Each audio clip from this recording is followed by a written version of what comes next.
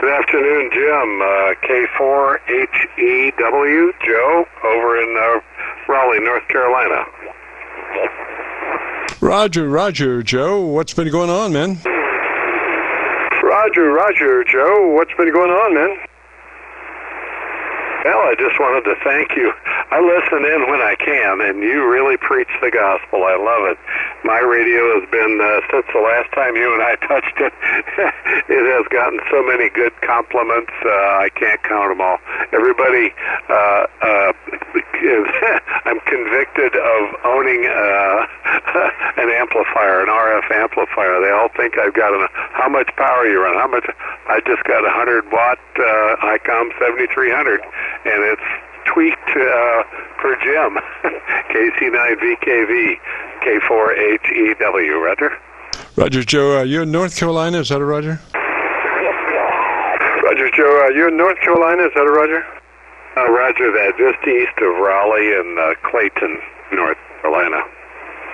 Roger. Well, you know, I think that there are certain places on this earth that are prone to be in channels, transmit channels.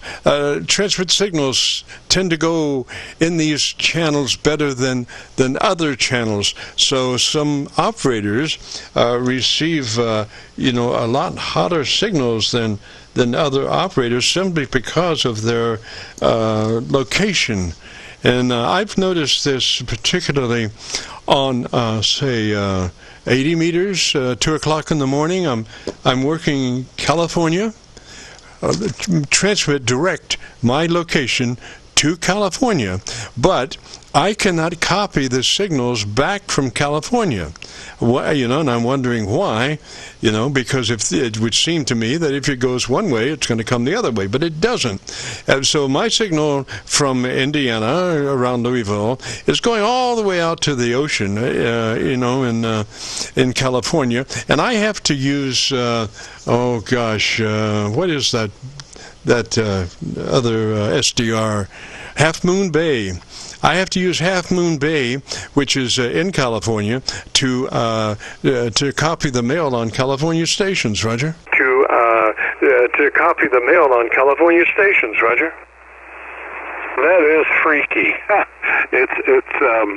We don't understand everything we know about RF, but it does keep us interested. Your signal right there was peaking at 20 over when you were talking with the other fellow there a moment ago.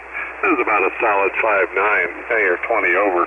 You must be I think you're straight west of me, which means you would be beaming east if you have a antenna, Roger. Roger. Well, I'm always transmitting on my this antenna that. Hang on just a minute. Let me check, see what I am doing there. Okay, the first thing is I almost have no SWR. It's just amazing that I've worked on this antenna so long, and I know that there's no difference probably between a 1.5 and where you can't see the meter move, but it's just a personal challenge for me to get that down there as low as possible, Roger. For me to get that down there as low as possible, Roger. Oh, Roger that. I tell you, even a 2-to-1 or even a 3-to-1 SWR, you really can't hear the difference. The difference would be out in California. Can they hear you? A little bit more RF going that way. A little more fire in the wire, as they say. Well, Jim, you have really helped me with this 7300, and I put a drop of super glue on all the settings, the ALCs and the low end, the high end, the bandwidth, and the compression. The 7300 I've found wants a little compression. Give it what it wants. Give it more compression. And I think I have this thing set at about 4 or 5, which is max. But I do have that wireless headset, and it tends to be a little hot on its own. So I don't put any compression in from the radio. I let it handle that chore by itself. Roger. Roger, it just sounds beautiful. I wouldn't change a thing. And if you want to listen to it, if you go to YouTube, do that call letter search for KC9VKV, followed by the word logbook. We'll take you to this recording, and I'll have it uploaded to YouTube by noon tomorrow, Roger. I'll have it uploaded to YouTube by noon tomorrow, Roger. Wonderful, wonderful. I'll do that. I certainly will. And you enjoy the weekend. By golly, it's spring is here, and I think I've heard the weathermen here locally say that this blast, cold air that we just got through, is about the last gasp for winter. There's nothing else coming from the polar ice cap, and the next wave is going to be warm. So I think spring has arrived right on time. K4HEW, we'll be clear in your final, Jim. Thanks a bunch. Roger, Joe. Well, gee, you just spoke words of praise to me. I like the different conditions weather-wise in southern Indiana, down around Louisville, where we are. But I must admit that I appreciate the summer aspects a little bit more than the winter aspects. So there you go. Joe, 73, sir, you have a great afternoon, beautiful weekend. If you get a chance, join us next Friday. I'd love to have you. This is the Friday afternoon Qso-Vlog net. If you have a radio you want to check out, give me a shout. Qso-Vlog net. If you have a radio you want to check out, give me a shout.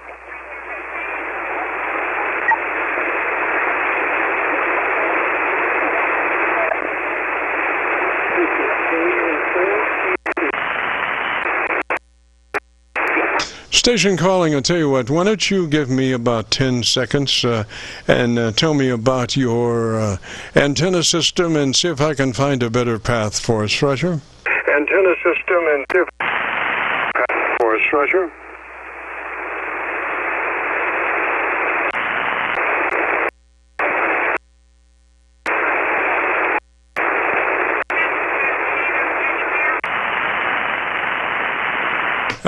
Not copying anything. Station calling. Try again, please. Tell me about your antenna system for about 10 seconds, please.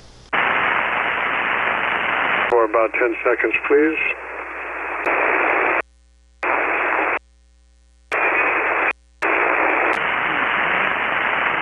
Well, I tell you, I'm not copying anything at the moment, so I think we're going to ditch out of here, and we'll say 73 to everybody. If you did make contact and would like to hear your audio, if you go to YouTube and do a call letter search for KC9VKV, followed by the word logbook, will take you to this recording.